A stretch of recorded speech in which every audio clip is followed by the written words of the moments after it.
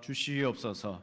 오늘도 이 예배에 참여하며 나의 고백을 드리고 하나님 앞에 정말 신앙의 찬양을 드리는 모든 성도들에게 하나님의 말씀으로 위로해 주시고 힘 주시고 주님의 거룩하신 뜻으로 우리를 가르쳐 인도해 주시옵소서.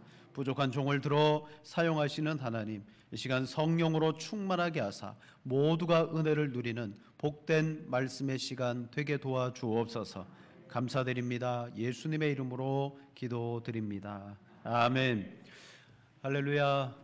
우리 곁에 계신 분 인사하겠습니다. 이렇게 인사하시죠. 교회가 제일로 좋습니다. 네.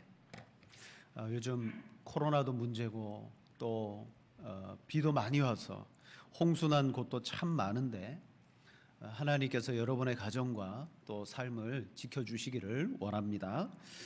오늘은 물과 관련된 그러한 예수님의 표적, 기사의 말씀을 함께 나누도록 하겠습니다.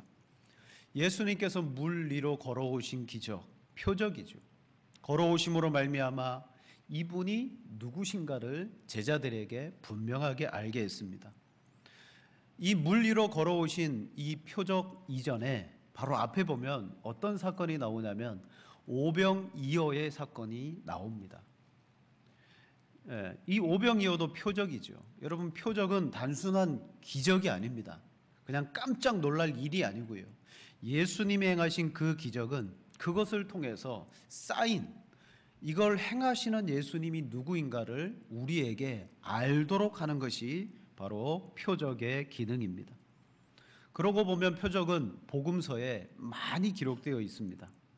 자, 먼저 들판에 수많은 무리들이 예수님을 따라왔습니다. 그들은 목자 없는 양처럼 예수님이 그들을 바라보실 때 너무 불쌍히 여기셨습니다. 그들을 고쳐주셨고 또 말씀으로 그들에게 천국의 복음을 전해주셨습니다.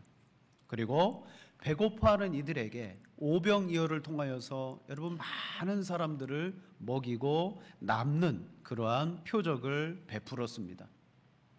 그리고 나서 오늘 본문, 예수님께서 이 많은 사람들을 이제 집으로 돌려보낼 때 제자들을 재촉하여 이 자리를 떠나 건너편으로 가라라고 제자들에게 명령합니다.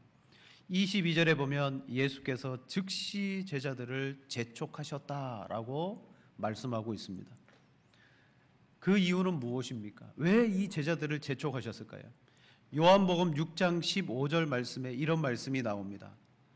그러므로 예수께서 그들이 와서 자기를 억지로 붙들어 임금으로 삼으려는 줄 아시고 다시 혼자 산으로 떠나가시니라. 오병이어 사건을 통하여 여러분, 그 무리들은 예수님이 하나님의 아들 메시아 되심을 보아야 되는데 그걸 보지 못하고 그 무리들의 반응은요 달랐다는 거예요. 표적을 통하여 예수님을 제대로 인식하지 못했습니다. 그러나 그들은 표적을 보지 못함으로 말미암아 예수님을 인간의 왕으로 삼고자 했습니다. 제자들 역시도 그랬습니다. 제자들도 그 무리와 별반 다를 바 없었습니다. 왜냐, 오늘 물 위로 걸어오시는 예수님을 바라보며 유령이다 말하고 그 예수님에 대해서 인식하지 못하고 있음을 성경은 보여줍니다.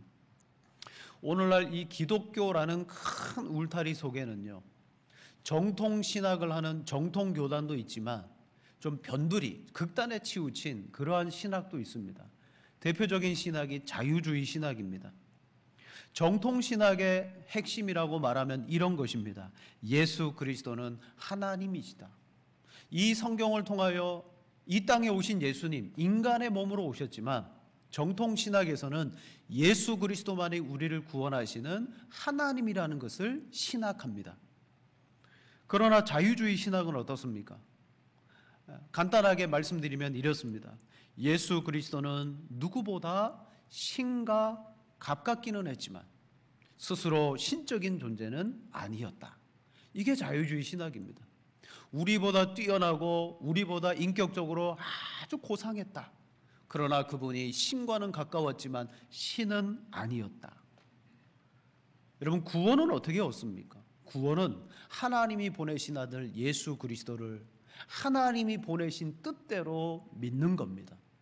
성경은 하나님의 아들, 하나님으로서 우리를 위하여 죽으신 분으로 소개하고 있는데, 자유주의와 또 다른 극단의 신학들은요, 예수님을 다른 방식으로 믿더라는 거예요. 예수님을 어떤 분으로 알고 믿느냐, 거기에는 우리의 영원한 생명이 있을 수도 있고 없을 수도 있다는 거예요. 그래서 오늘 본문에 물 위로 걸으신 예수님을 통해서 과연 나는 예수님을 정말 하나님의 아들, 그리고 내 인생의 모든 것을 다 내어 맡길 만한 분으로 과연 믿고 있는가?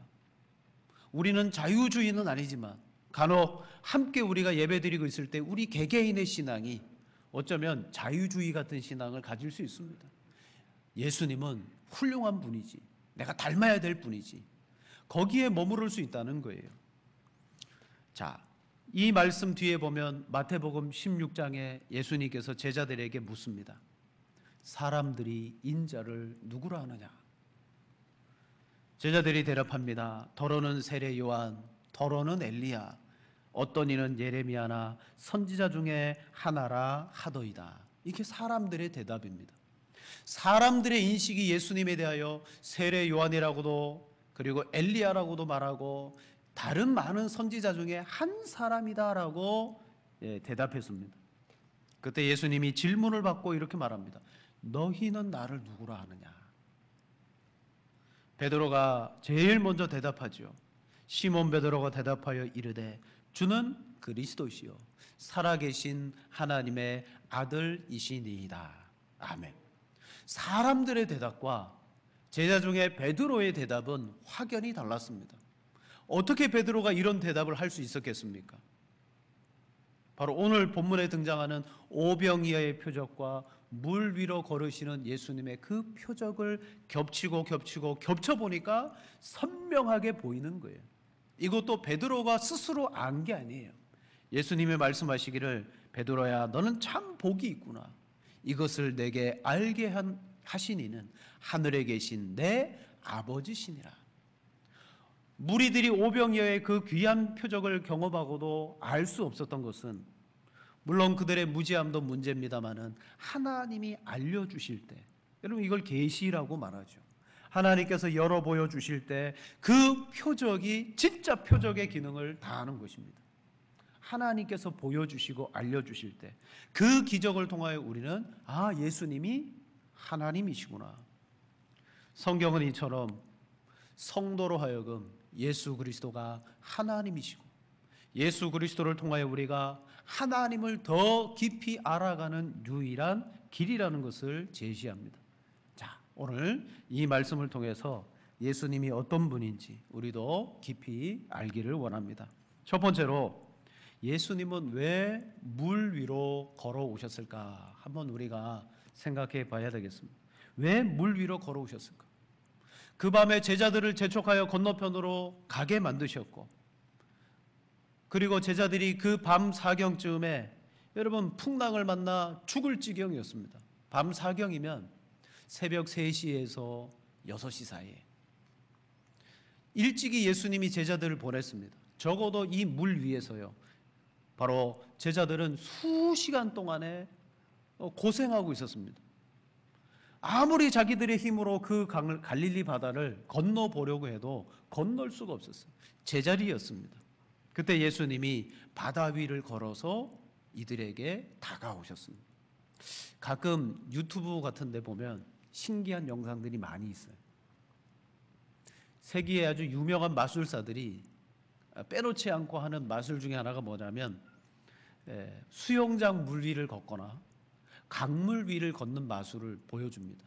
물론 영상으로 찍어서 다 보여주지만 여러분 수영장을 걷고 강물 위를 걷는 마술을 보면, 근데 그 옆에 지나가는 사람들이 보면 깜짝 놀라겠죠. 까무라칠 겁니다.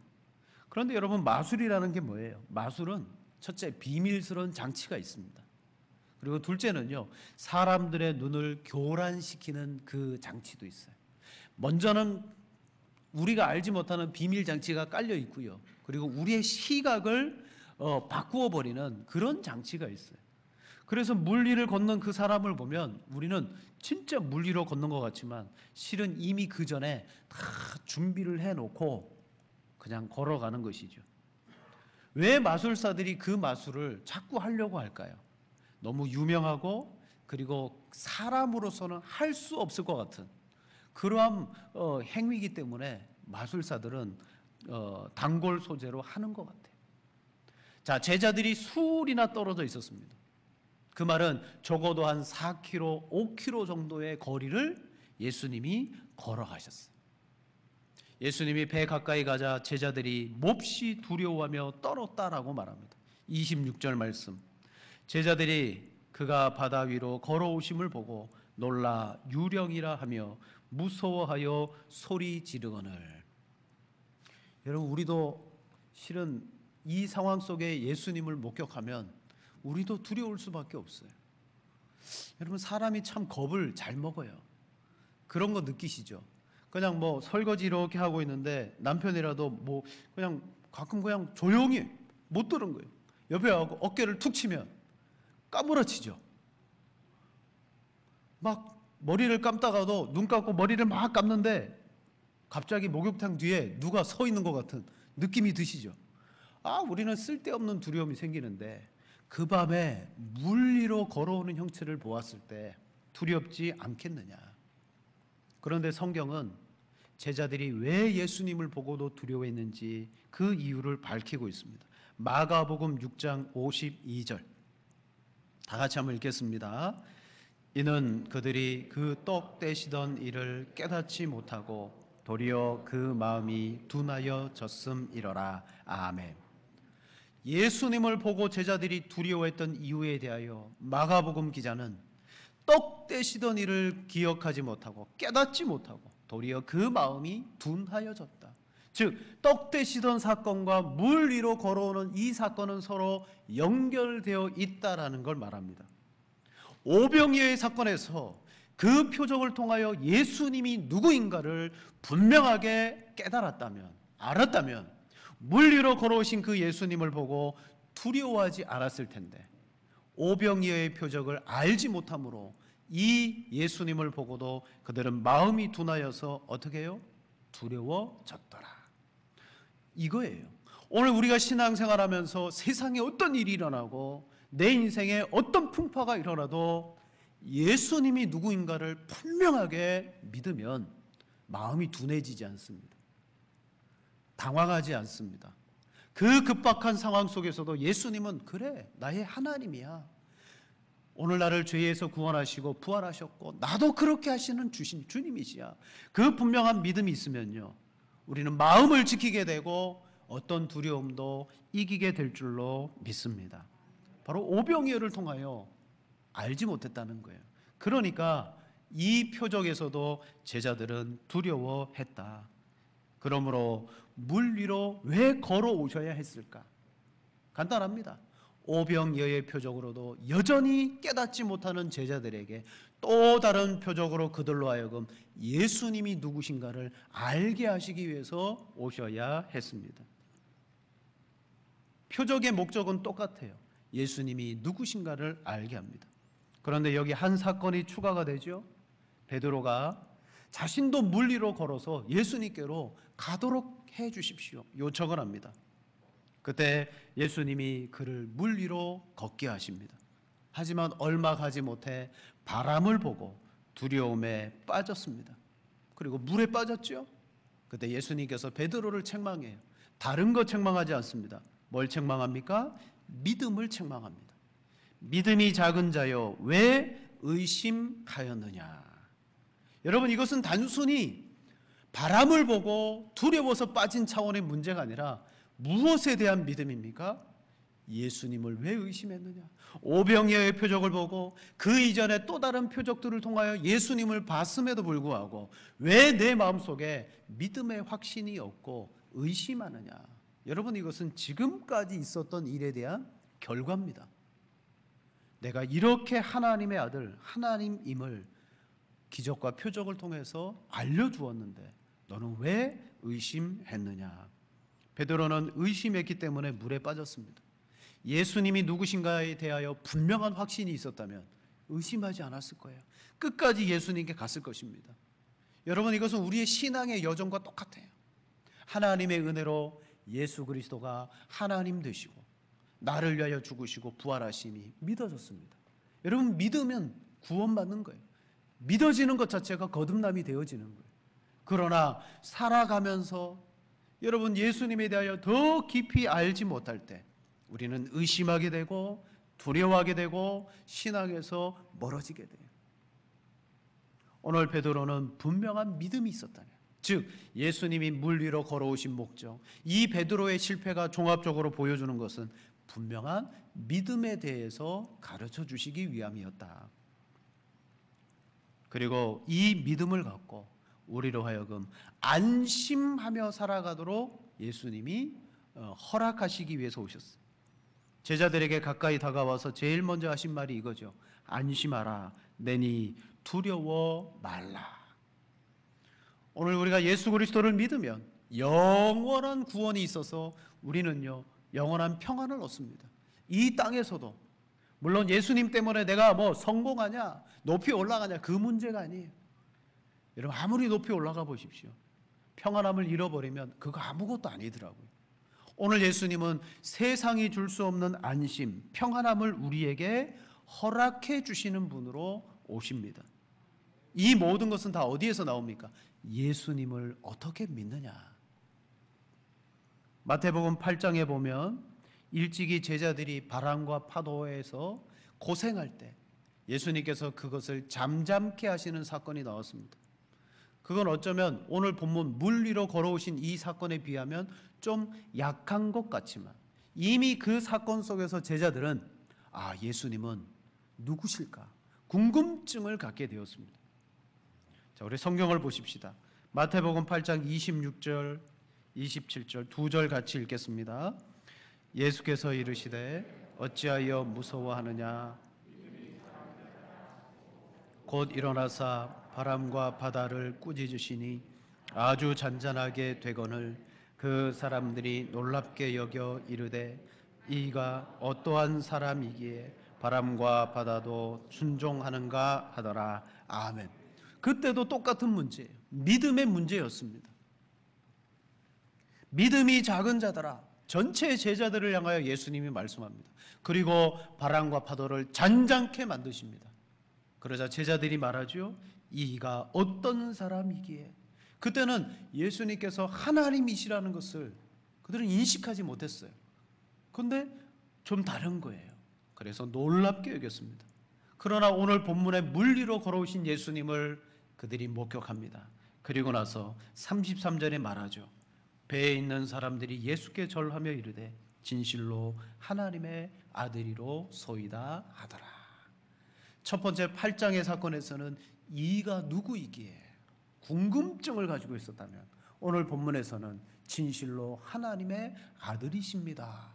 예수님에 대해서 알게 되었어요. 믿음이 제로의 상태에서 점점 표적을 거치면서 향상되어져 가는 것을 보게 됩니다. 바로 이거예요. 이 목적을 위해서 예수님께서 제자들에게 걸어오셨습니다. 오늘도 우리 예수님은 여러분 가까이 오십니다. 여러분의 인생에 어떤 풍파나 두려움이나 여러분의 삶 속에 만나는 수많은 일들, 새로운 경험, 도전, 그리고 인생의 어떤 역경, 그 속에 안심하라, 내니 두려워하지 말라고 우리에게 다가오셔서 뭘 주시기 위함입니까? 바로 예수 그리스도가 누구신가, 그 믿음을 우리에게 주심으로 진정한 평안이 우리 가운데 머물도록 하기 위해서 예수님은 찾아오시는 줄로 믿습니다. 여러분, 오늘 이 예배의 자리에 먼저는 하나님 앞에 내 받은 은혜에 대해서 영광 돌리지만 하나님께서는 여러분에게 은혜를 주셔요. 은혜 중에 은혜는 뭡니까? 사도 바울이 말하기를 바로 예수 그리스도 주님이라는 거예요. 내가 지금까지 알고 있었고 경험했고 배웠고 모든 것들은 예수 그리스도에 비하면 그건 분토화도 못하더라. 그러나 예수 그리스도가 가장 고상하더라.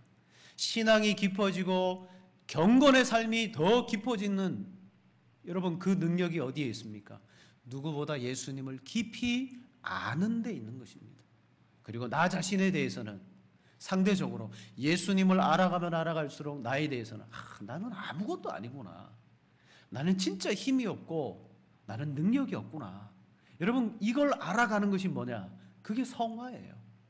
여러분의 삶 속에 이와 같은 성화가 예수님을 아는 믿음 안에서 일어나기를 축원을 드립니다.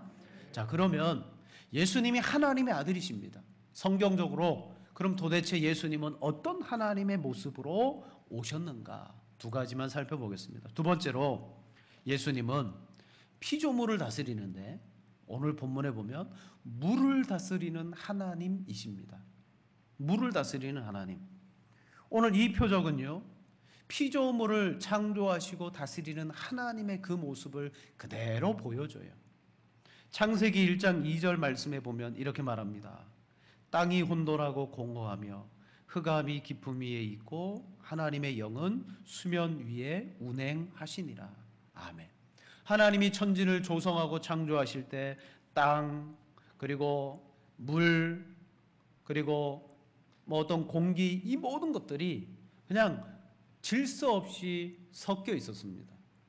물론 하나님이 창조하신 창조물이기 때문에 이 혼돈이나 흑암이나 땅이나 이 모든 것들이 우리 눈에는 질서 없이 파괴되어진 것처럼 보이지만 이건 역시도 선한 거예요.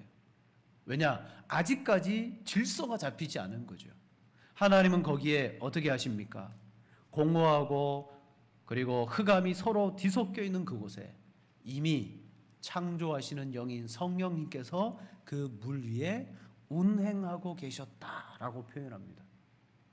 이때에도 하나님의 영이 수면 위에 운행하셨어요. 그냥 흑암이 있고 혼돈이 있는 상황 같지만 성령님이 그 위에서 창조의 일을 하고 계셨습니다. 즉 질서를 잡고 계셨다는 거예요. 시편 89편 9절 말씀에 보면 하나님을 이런 분으로 소개하고 있습니다. 주께서 바다의 파도를 다스리시며 그 파도가 일어날 때에 잔잔하게 하시나이다. 즉 하나님은 혼돈의 바다, 시편 89편에 보면 이 바다는 하나님을 대적하는 것으로 등장합니다. 이 혼돈의 바다를 하나님께서 뭐 하시느냐? 잔잔케 하신다. 다스리고 계신다. 바다의 파도가 크게 일어나면서 우리를 위협하듯이 보이지 않는 죄악의 세력들이 하나님을 맞서 대적할 때 하나님은 어떻게 하십니까? 성령이 수면 위에서 운행하시듯이 하나님이 그 혼돈의 바다 죄와 싸우시며 그것을 다스려 가시는 하나님이라고 고백합니다. 시편 29편에는 하나님은 많은 물 위에 좌정하신 분이시다 노래합니다. 자, 우리 이걸 같이 한번 읽어보겠습니다. 29편 3절 말씀 같이 읽겠습니다. 여호와의 소리가 많음도다. 영광의 하나님이 우레소리를 내시니 여호와는 많은 물 위에 계시도다. 아멘. 여러분, 여기서 등장하는 많은 물 위라는 것은 무엇이냐면 바로 홍수를 가리키는 거예요. 여호와께서 홍수 위에 좌정하여 계시니라. 그래서 이런 말씀이 있습니다. 여호와께서 홍수 때에 좌정하셨으며 여호와께서 영원하도록 왕으로 좌정하시도다. 지금 늦장마입니다. 그래도 비가 어느 때보다 많이 와서 홍수가 일어나는 지역들이 참 많은데, 홍수 그러면 성경에서 생각나는 사건 하나 있죠? 노아의 대홍수. 그때 하나님이 그 물 위에 뭐하고 계신다? 좌정하고 계신다.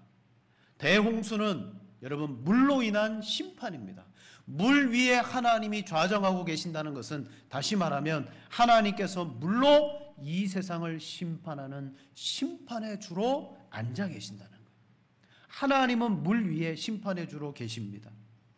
다시 말하면 오늘 예수님은 하나님의 아들이로소이다라고 말했고 그 물 위를 밟고 걸으셨습니다. 그것은 뭘 뜻합니까? 하나님은, 바로 예수님은 우리에게 심판을 내리실 수 있는, 이 심판을 주관하시는 하나님이시다라고까지 여러분 갈 수가 있는 거예요. 하나님이 많은 물 위에 왕으로 좌정하여 계시듯이 지금 이 풍랑이 있는 거친 파도, 즉 대적하는 이것을 예수님께서는 깨뜨리십니다. 죄의 대적을 십자가에서 깨뜨리시고요, 그리고 물로 심판하시듯이 예수님은 다시 이 땅에 심판의 주로 오시는 분으로 성경은 말씀하고 있습니다. 따라서 예수님이 물 위로 걸어오셨다라는 이것 자체는 29편의 말씀처럼 혼돈의 바다를 밟으시는 분, 홍수 위에 땅을 징벌하시기 위해 앉아 계시는 죄악을 심판하시는 심판의 주인이시다라는 하나님의 모습을 보여주십니다. 창조주 하나님이실 뿐만 아니라 심판을 행하시는 하나님, 그게 바로 물 위를 밟으시는 예수님의 모습 속에 계시되었어요. 세 번째로 예수님은 어떤 하나님입니까? 마른 땅같이 건너가게 하시는 구원의 하나님이시다. 물을 다스리고 물을 심판하시는 하나님이라면 물 위를 마른 땅과 같이 걸어오신 예수님은 마른 땅으로 우리를 구원으로 인도하시는 하나님이라는 걸 보여줘요. 바다의 물과 관련된 중요한 구약의 사건이 또 하나 있다면 홍해 사건입니다. 출애굽한 이스라엘 백성들이 앞에는 홍해요, 뒤에는 애굽의 군사들이 여러분 추격하고 오고 있습니다. 거기에 오고 가도 못하고 포위가 되어진 상태입니다. 그때 백성들이 뭐라고 외칩니까? 출애굽기 14장 13절, 모세가 백성에게 이르되 너희는 두려워하지 말고 가만히 있어서 여호와께서 오늘 너희를 위하여 행하시는 구원을 보라. 너희가 오늘 본 애굽 사람을 영원히 다시 보지 아니하리라. 여호와께서 너희를 위하여 싸우시리니 너희는 가만히 있을지니라. 그 거친 홍해의 물가를 바로 앞에 두고 하나님께서 너희를 위해서 싸우실 거니까 너희는 가만히 있어라. 그때 모세가 손을 내밀자 홍해가 갈라지기 시작하면서 밤새도록 동풍이 불어와 그 홍해물이 여러분 벽과 같이 쓰고 그 길은 마른 땅으로 되었다라고 성경은 말합니다. 여러분 이 사건이 뭐예요? 물을 마른 땅과 같이 걸어가게 하신 구원의 사건이 바로 홍해의 사건입니다. 물이 있지만 마치 물이 없는 것처럼 걸어가게 하신 구원. 오늘 예수님이 물 위로 걸어오신 이 표적은 뭘 보여줍니까? 우리를 위해서 싸우시는 하나님, 우리의 죄를 위해서 싸우시는 예수님을 계시하셔요. 구약에서 홍해의 사건을 여러분 회상하며 많은 이들이 이 홍해가 얼마나 큰 구원의 사건이라는 것을 고백했습니다. 그 중에 이사야 선지자가 이 사건을 이렇게 회상합니다. 이사야 51장 9절과 10절 말씀. 여호와의 팔이여 깨소서 깨소서 능력을 베푸소서 옛날 옛시대에 깨신 것 같이 하소서. 라합을 점이시고 용을 찌르시니가 어찌 주가 아니시며 바다를 넓고 깊은 물을 말리시고 바다 깊은 곳에 길을 내어 구속받은 자들을 건너게 하시니가 어찌 주가 아니시니까. 아멘. 여러분 선지자들이 또 하나님의 사람들이 홍해의 사건을 회상하며 읊조리고 노래하는 이유가 어디에 있을까요? 지금도 우리에게 그렇게 해달라는 거예요. 지금도 홍해의 물과 같이 우리는 큰 위기 가운데 있습니다. 하나님 그 백성을 마른 땅으로 건너가게 하신 이처럼 오늘 우리에게도 그와 같은 일이 구원이 일어나게 해 주십시오. 특별히 이사야 시대에는요, 아수르, 바벨론 수많은 나라들의 침공을 받으며 멸망 직전에 놓여 있었습니다. 홍해의 사건을 떠올리며 바로 길을 내어 우리를 건너가게 하신 이가 주가 아니십니까? 그것은 바로 우리에게도 그런 마른 땅과 같은 구원을 주십시오라고 노래하는 것입니다. 오늘 예수님이 물 위로 걸어가신 것은 마른 땅을 걷게 하신 홍해의 사건을 그대로 보여주십니다. 자, 정리해 볼까요? 오병이어의 표적, 요한복음에서는 오병이어의 표적을 통하여 구체적으로 말합니다. 예수님은 하늘에서 내려온 떡이시다. 또한 예수님은 우리의 생명의 물이시다. 그걸 말하거든요. 바로 이 표적을 통하여 우리들은 예수님을 그렇게 봐야 됐어요. 그러나 무리들과 제자들은 예수님을 보지 못했습니다. 그때 예수님이 다시 물 위로 걸어오는 표적을 제자들에게만 보여주셨습니다. 이 표적을 통하여 끝에 가서는 비로소 하나님의 아들이십니다라는 것을 그들이 고백합니다. 뭘 통해서요? 그 거친 물을 밟고 오는 모습이 물 위에 좌정하신 하나님, 물을 다스리고 심판하시는 하나님의 모습이 보였고 또한 홍해 물가를 마른 땅과 같이 걸어오시는 것처럼 우리를 구원하시는 구약의 사건들이 제자들에게 어떻게 되었을까요? 생각나는 거예요. 인식되어지는 거예요. 그러니까 끝에 가서 유령이라고 말했던 제자들이 바로 예수 그리스도가 하나님의 아들이십니다 라고 믿어지고 고백되어지는 것입니다. 오늘 우리에게도 믿음은 그렇게 찾아옵니다. 하나님께서 잘 알지 못하는 우리에게, 우리는 이 말씀이 있잖아요. 말씀을 통하여서 예수님이 하나님이시고 바로 하나님이 우리를 위해서 어떤 큰 일을 행하셨는지를 보고 믿게 하십니다. 그리고 따라오는 은혜가 있어요. 예수님이 누구인가를 알 때 따라오는 은혜가 있습니다. 어떤 은혜가 있습니까? 첫째는요, 인생의 두려움에서 벗어나게 됩니다. 오늘 제자들 그렇게 두려워했습니다. 하지만 예수님이 누구신가를 아는 순간, 그렇구나, 창조주의 하나님이시고 심판주의 하나님이시고 우리를 구원하시는 하나님이시구나 아는 순간, 그렇게 혼돈과 공허가 뒤죽박죽이었던 제자들의 마음에 평안함이 찾아오고요, 두려움이 떠나갔습니다. 심지어 여러분, 오늘 우리에게는 죄악을 이기는 믿음까지도 들어오게 된 줄로 믿습니다. 우리를 위협하는 것이 죄입니다. 죄, 사망이죠. 예수님께서는 죄의 깊은 도전, 죄악을 쳐서 심판하시는 분, 하나님은 이 심판을 예수 그리스도에게 맡기십니다. 그렇다면 예수님이 누구인가를 분명하게 아는 우리들에게는 심판도 면해졌고 이 땅을 살아가면서 모든 인생의 문제도 예수님께 맡길 수가 있는 것입니다. 이것을 안 사도 바울은 교회와 많은 개인들에게 편지를 쓸 때마다 편지 서두에 뭐라고 인사했습니까? 하나님의 평강이 너희에게 있기를 축복하노라. 하나님의 평강이 바로 예수 그리스도를 믿고 알고 그분의 오심을 사모하고 그 나라를 살아가는 너희에게 이 평강이 있기를 축복한다. 말씀을 마치겠습니다. 여러분, 오늘도 우리는 어쩌면 인생의 거친 바다를 지나가고 있는 분들이 많이 있을 것입니다. 물론 예수 그리스도를 믿고 있지만 그 인생의 거친 바다를 지나갈 때 정말 나 혼자 두려워하고 나 혼자 겁을 내고 그리고 힘들어하는 이들이 많이 있을 줄로 압니다. 그때 기억하십시오. 그때 예수님이 물 위로 나를 걸어와 나를 만나 주신다. 그때 걸어와 만나 주신 이유가 무엇입니까? 우리의 믿음 없음을 깨달아 알게 하시고 믿음이 적은 우리에게 바로 이 말씀을 듣고 이 말씀을 보고 내가 누구인지 분명하게 알아라. 여러분, 예수님이 누구인지 알 때 비로소 우리 마음속에요 두려움이 떠나가게 되는 거예요. 믿음과 인생의 두려움은 서로 밀고 당기고 합니다. 어떨 때는 두려움이 크고요, 어떨 때는 믿음이 커요. 근데 중요한 것은 예수님이 누군가를 분명히 알면 우리는 두려운 순간에도 그렇게 하지 않을 수가 있다. 홍해를 다 건너고 난 다음에 마른 땅을 건넜던 이스라엘 백성들이 출애굽기 14장 31절에 마지막으로 이렇게 고백하죠. 이스라엘이 여호와께서 애굽 사람들에게 행하신 그 큰 능력을 보았으므로 백성이 여호와를 경외하며 여호와와 그의 종 모세를 믿었더라. 아멘. 바로 마른 땅을 건너가고 난 다음에 비로소 여호와를 믿었더라라고 말했습니다. 오늘 제자들도 마찬가지입니다. 오병이어를 통하여 깨닫지 못했지만 물 위를 걷는 이 표적을 통하여 제자들이 분명히 알게 되었습니다. 자, 우리 33절 말씀 한 번만 더 고백하겠습니다. 사람들이 예수께 절하며 이르되 진실로 하나님의 아들이로소이다. 아멘.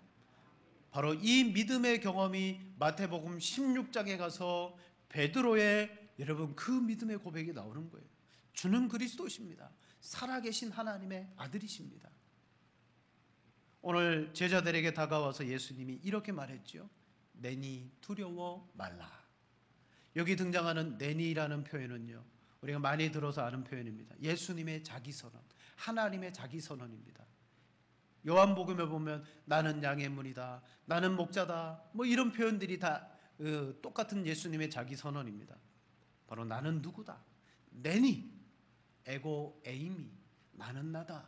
그러니 두려워 말라. 이게 누구라는 거예요? 말장난 같은데 나는 나다. 바로 구약에서 출애굽기 3장에서 나는 스스로 있는 자니라라고 말했던 하나님의 선언과 똑같은 표현입니다. 봐라, 나는 나니까 너희들은 두려워하지 말아라. 예수님은 그걸 보여주셨고 제자들은 비로소 보았어요. 하나님의 아들이시군요. 오늘 여러분들이 예수님을 누구로 믿는가? 예수님이 어떤 분인가로 내가 알고 있는가? 그게 여러분의 인생과 신앙의 절대적인 여러분 관건인 줄로 알고 그 예수님을 믿음으로 말미암아 지금도 실존하시는 예수님을 믿음으로 말미암아 인생의 풍파를 이기시기를 축원을 드립니다. 여러분 앞에 당면한 두려움이 있더라도 그 예수님께서 내게 다가오신다. 내가 그 예수님을 통하여 이겨나가야 되겠다. 예수님을 아는 믿음이야말로 참 능력이고 그 능력으로 인생을 이기시는 복이 있기를 축원을 드립니다. 이 시간 우리 함께 기도하시겠습니다. 기도하실 때 하나님, 내게 예수 그리스도를 아는 은혜를 내려 주시옵소서. 예수님을 고백하고 하나님을 고백하는 믿음은 하나님이 주시는 그 은혜만이 우리에게 예수님을 비로소 알게 하십니다. 계시의 말씀으로 어떤 인생의 두려움과 풍파 속에 있든지 두려워하지 말게 하시고 예수님을 통하여 승리하게 도와주옵소서. 오늘 그 예수님으로 구원받고 예수님으로 다스림을 받는 복이 있게 해달라고 함께 기도드리시겠습니다. 사랑이 많으신 하나님 아버지, 감사합니다. 오늘 한 주간 동안 살아오면서 우리들이 겪었고 당했던 인생의 수많은 풍파들 속에 참 힘들고 어렵고 두려웠던 일들이 많았습니다. 그때 내 믿음은 작아졌고 그로 인하여 오늘도 두려운 마음으로 우리가 하나님 앞에 나아갈 때가 많습니다. 그러나 이 예배를 통하여 다시 한번 하나님과 그 아들 예수 그리스도가 나에게 누구인지 분명히 알게 하여 주시옵소서. 나는 나다라고 말씀하신 예수님, 제자들은 예수 그리스도를 비로소 하나님의 아들로 알게 되었습니다. 주여, 그 믿음 가지고 우리가 예수님 고백하고 믿음의 삶을 살아가기를 원합니다. 예수님이 누구신지 분명하게 보일 때 나에 대한 아버지 하나님 확신이 사라질 것이고 나를 아버지 맹신하지 않을 것입니다. 오직 하나님과 그 아들 예수 그리스도만 믿는 믿음 주사 우리가 당하는 인생에서 주님의 위로와 주님 주시는 평안함을 누리게 도와 주시옵소서. 주여 감사합니다. 은혜 주시면 항상 영광 받아 주옵소서. 아버지, 걸어가신 하나님, 풍파 가운데 유리방황하는 제자들에게 다가와 내니 안심하라고 말씀하신 주님, 오늘 인생의 풍파 속에 살아가는 우리 모든 성도들에게 주님 찾아오시어서 내니 안심하라. 오늘 우리가 예수 그리스도를 계시